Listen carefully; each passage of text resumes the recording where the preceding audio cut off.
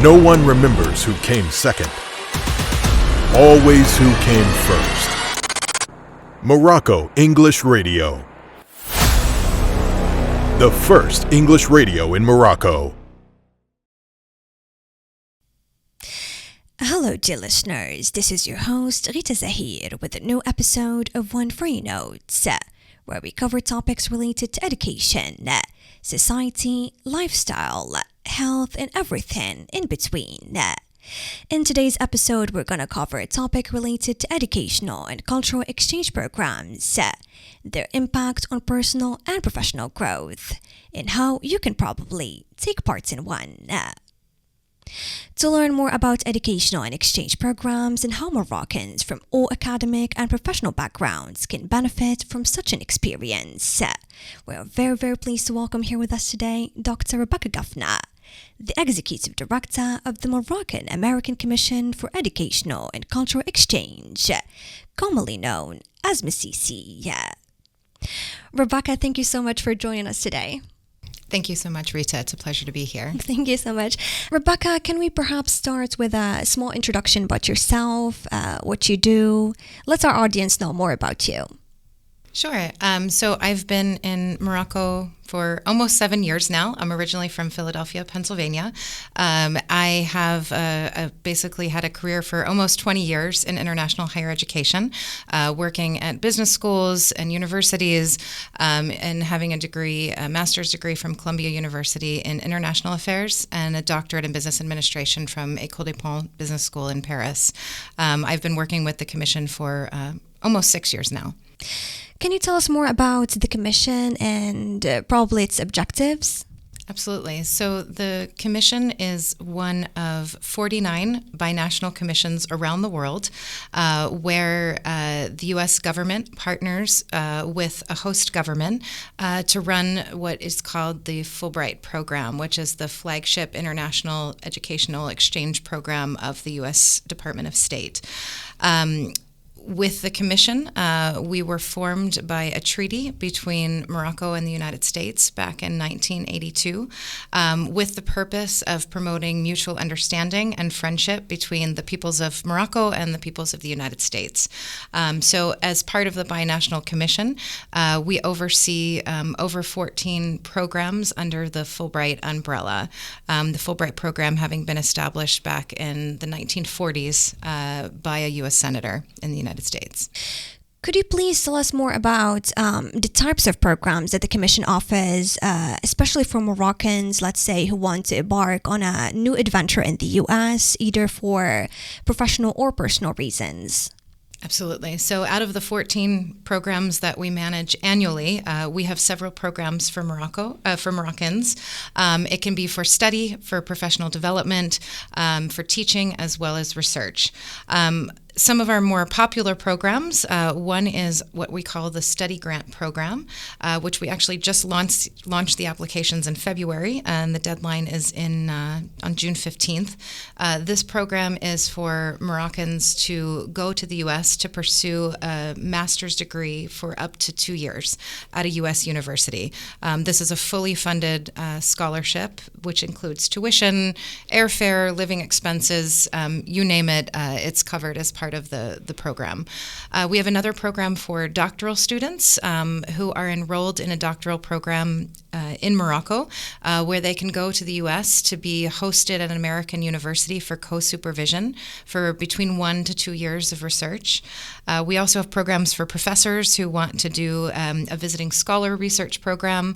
And then we also have programs for Moroccan teachers to go to the U.S. for a year, an immersion year, where they actually go and teach Arabic at either K through 12 schools in the United States or at universities, higher education universities.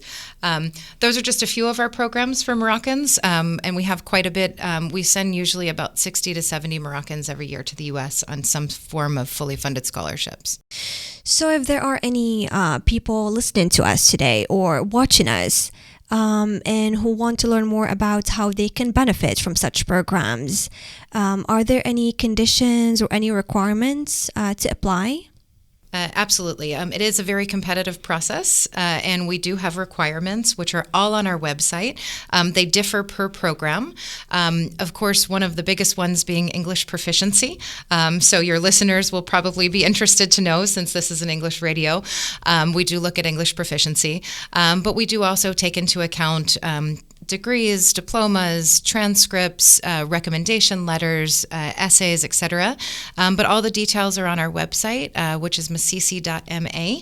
And also, anytime we launch a new application, it's on all of our social media sites. So we have a YouTube, we have Instagram, Facebook, all of that. And that's where you can also find not only the requirements, but also information about kind of day-to-day life on these scholarships and what it's like for our grantees in the United States.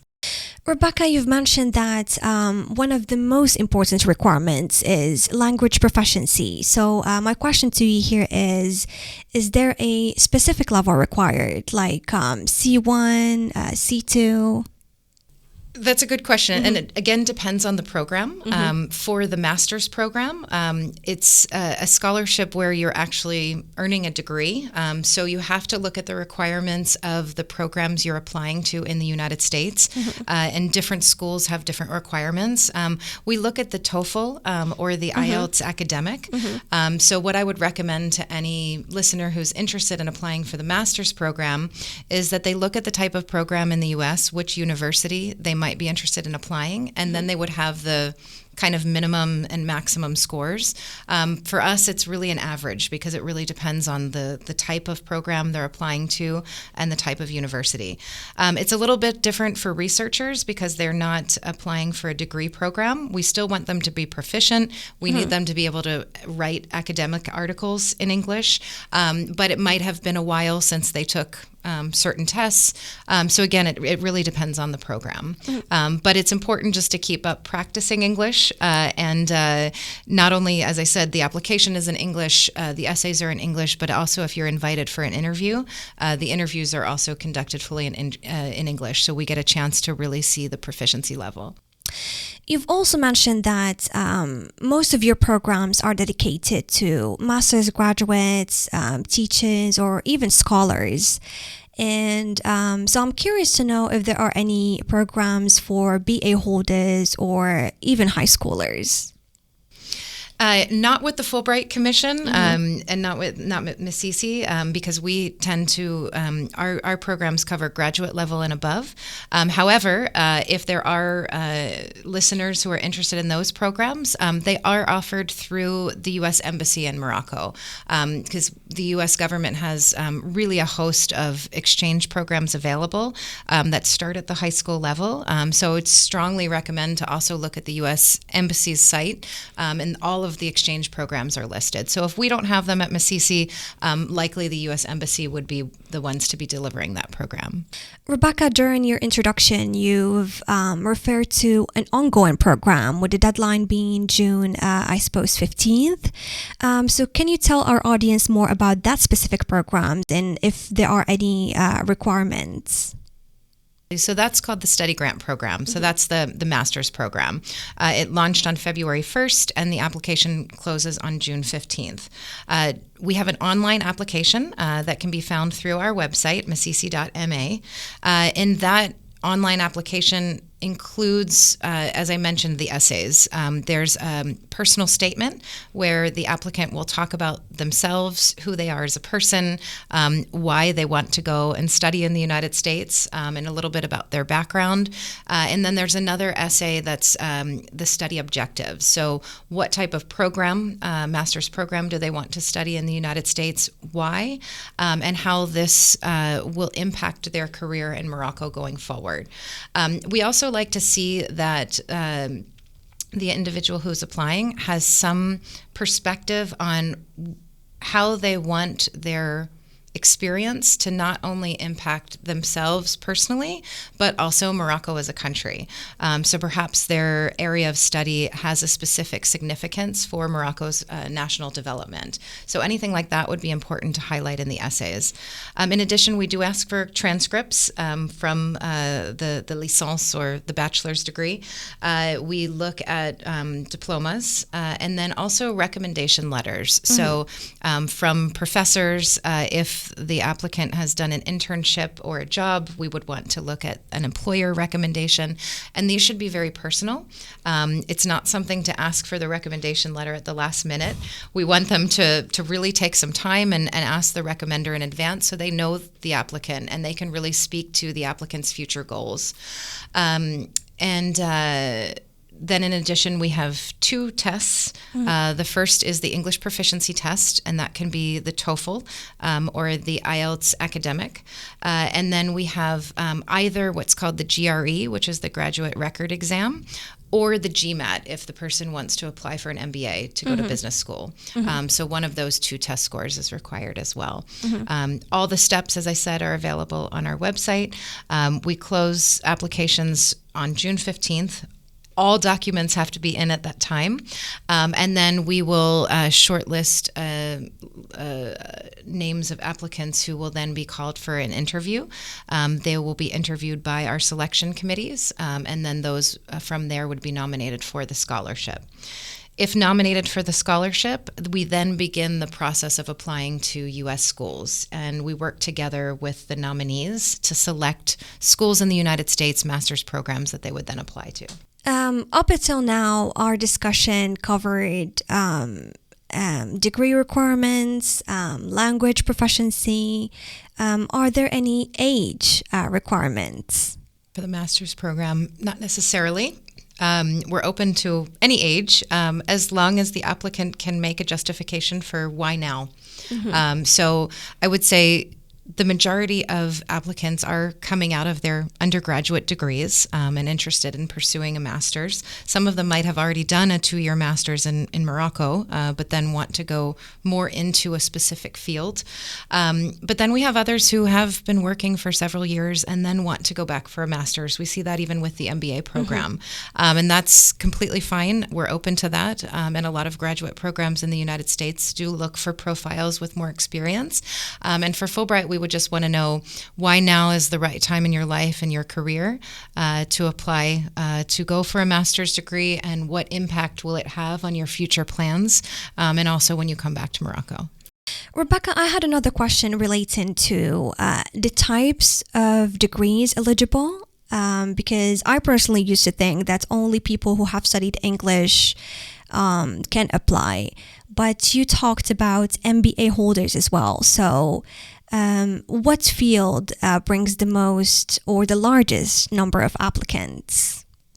Actually, we get applicants from all fields, all disciplines, and not only English degrees. And in fact, I would say English degrees are only a small portion of who we get. We are open to all disciplines and fields, except for medicine and dentistry and pharmacy, because those are specific certifications that take longer than a 2-year master's degree. Otherwise, all fields are open. And frankly, we get a real diversification of disciplines. Right now, we have master's students, Moroccans, studying in the U.S. In data analytics. We have agronomy. We have law. We have public health. We have finance. You name it. It's really, really across the board. We've covered many key points during our discussion, but I believe there's one very important element that we need to tackle as well, and it relates to how these exchange programs contribute to professional and personal development. Great, and that's a really important question for applicants to think about when they apply.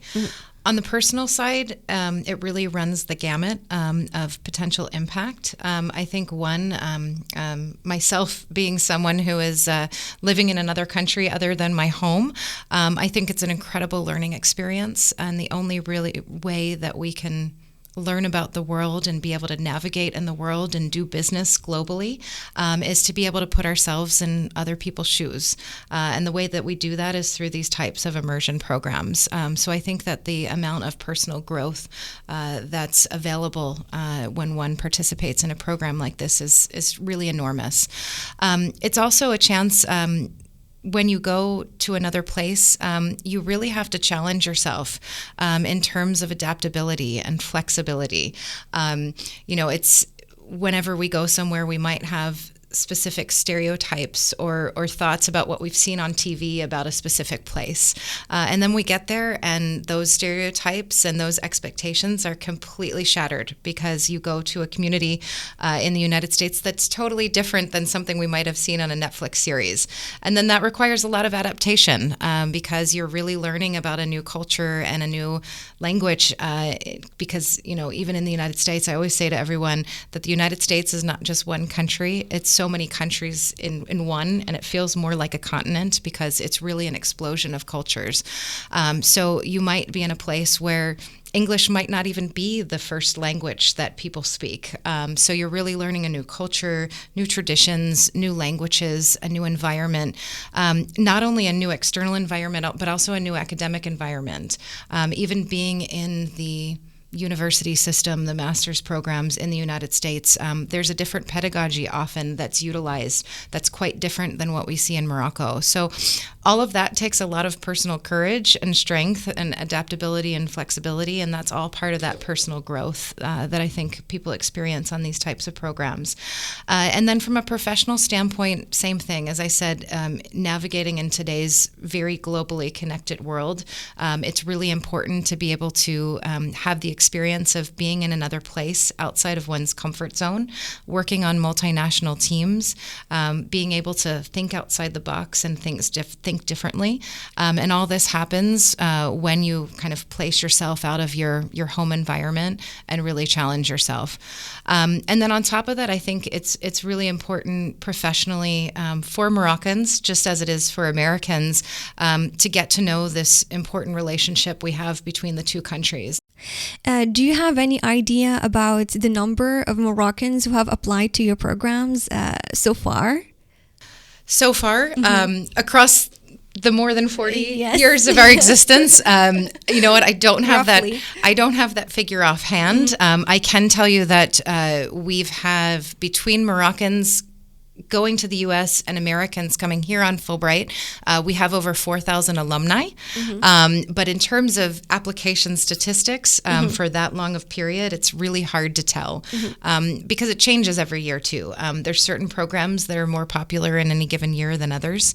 But I would just say exemplify that number of alumni times a very, very competitive program. So we've had thousands and thousands of Moroccans who've applied for our various programs throughout the 4 decades. Well, that's a significant number.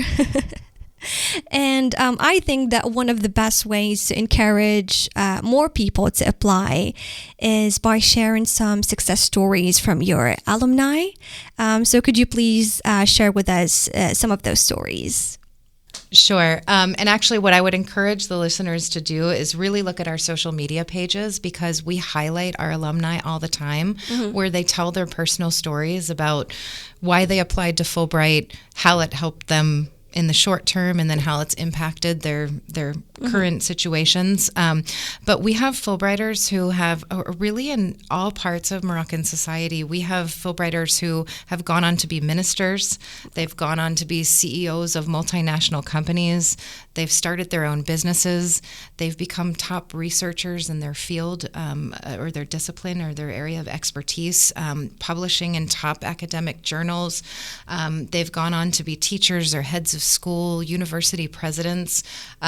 Really, again, it runs the gamut of so many different professions and success stories. And I think the success stories are not only in terms of promotions or kind of public positions, but also just hearing the success stories of personal growth that a lot of our Moroccan Fulbrighters have gone through is really quite remarkable. We did a series for our 40th anniversary a couple years ago that can still be found on our social media that was called The Humans of Fulbright Morocco, where we've highlighted a few success stories of some prominent figures within our alumni community. So I would encourage listeners to look at those videos. But again, all of our grantees, I think, have had really interesting stories and are always willing to share them for whoever's interested in Fulbright in the future. And as we mentioned earlier, the Moroccan-American Commission for Educational and Cultural Exchange has been present in Morocco for over 40 years. And correct me if I'm wrong, but I believe that this year the Commission celebrates its 42nd anniversary. So I think our audience would be interested in knowing more about your achievements and if there are any future plans. Absolutely. Well, what we've achieved so far, I mean, if you look back through the 40 years, 42 years, or the 4 decades, it's really been so much. Just having an alumni community of over 4,000 people in itself is quite impressive. What they're doing in society, both in their communities in the United States and in Morocco, is also quite remarkable. They are teaching in schools. They're promoting the English language across Morocco, which, I mean, even just us talking today is really, it's important to kind of note how English language is becoming more important and more popular here. And I think the Commission has had a huge impact in that kind of momentum. If you look at the success stories of our alumni and the types of positions they're in now, that's a huge achievement for the Commission. And also the fact that this has been an establishment that has really stood the test of time. Even during COVID, even when the borders were closed, we weren't completely dysfunctional. We still worked on exchanges. We still worked on alumni engagement, and we're still continuing strong. I think another important achievement is that our commission is funded by both the Moroccan and American governments.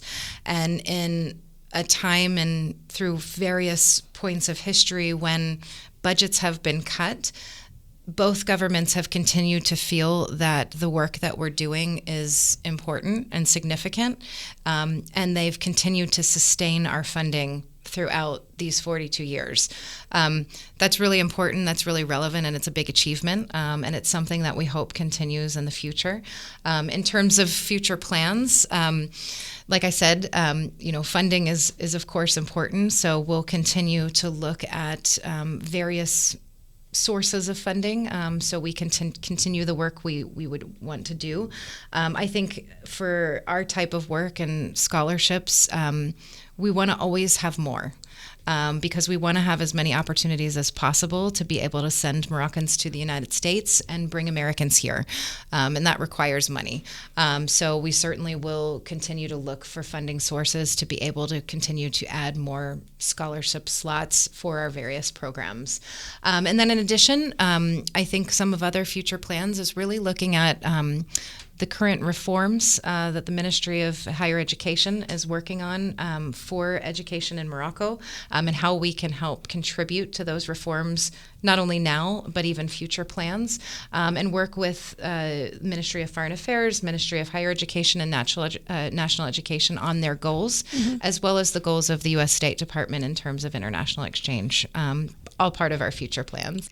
And you mentioned a very important element in your answer, which is the link uniting the Moroccan government and its American counterparts, how cooperation between the two remains solid throughout challenges, and how it even continues to grow even stronger. So how does the Commission contribute to strengthening the relations between Morocco and the United States? That's a great question. And, Morocco is one of the United States' most longest-term allies. And as everybody knows, Morocco was one of the first to recognize the independence of the United States. And we've really been friends ever since. And, one of the important parts of our partnership is really focusing on peace, prosperity, and security. And one of the, I think, most impactful ways of that relationship is public diplomacy, and the Fulbright program and MACECE is part of the public diplomacy kind of umbrella or scheme. And so what better way to promote public diplomacy and this whole concept of peace and security and prosperity than people-to-people exchanges? It starts with people. We, of course, have governments. We, of course, have policies. But at the end of the day, and what we see in Fulbright is, despite all of the situations we currently are facing in the world, if you just put people together and get them to, like I said, step into each other's shoes and talk to each other, that's always the first step in developing an understanding and ultimately a friendship. And that's what Fulbright's all about. What I think is the beauty of our exchange programs is that not only when Moroccans go to the U.S., in some cases they are the first Moroccans that Americans in those home communities will ever meet. So it's their job to be ambassadors, cultural ambassadors of Morocco in the U.S. But then they have a job to do when they come back, and it's dispel stereotypes and show what they've learned about the United States and their experience there to their home communities in Morocco. And our American grantees do the same. And those individual exchanges, I think, are sometimes even more powerful in terms of diplomacy than what we might even do at the national level. So Fulbright and the Commission and MACECE holds a very, very important role in this relationship and this friendship that continues for so many years. Rebecca, as the executive director of the Commission, I believe that you are the best person to ask for recommendations and tips relating to the application process. So in your opinion, how can people maximize their chances? Great question. And honestly, I would say the first advice is don't be afraid. Don't give up, or don't say this program is not for you. Reach out to the Commission and ask us for more information. We have program officers that work with all of our applicants to answer all of their questions. It's a fairly straightforward process. I would say it's important to submit all documents that are required and submit them on time. That's the first way to increase your chances, because as soon as the deadline hits, if we have applications that aren't complete, they're disqualified. But before that date, reach out to us, ask questions. We're happy to introduce applicants to Fulbright alumni who can help mentor them through the application process and give them advice on what did they do, how did they apply, what were some of their success stories. And I would say the other thing is, if you apply once and you're not accepted, still don't give up. Apply again, because we often have applicants who might have tried 4 or 5 times, but then on the 5th try, they got accepted and they went on the program. So sometimes it's a process. Sometimes it doesn't happen right away because it is so competitive and we don't have that many slots. But it's something that I certainly encourage people to reach out, ask for help, and don't give up, because it is an opportunity that is open to everybody in Morocco. So the key answer here is do not hesitate, right? Do not hesitate. Do not give up, and reach out. I have a wonderful team that I work with who are so available and so helpful, and really want to make sure everyone's questions are answered when they're applying. Thank you so much, Rebecca, for your insightful intervention. I'm sure that many of our listeners will appreciate you sharing your expertise with us today. As for our listeners, we thank you so much for following this episode. If you'd like to know more about the Commission and its programs, please visit the official website at www.macece.ma. That's www.macece.ma. That was all for today's episode. This was your host, Rita Zahir, wishing you all the best. Until the next one.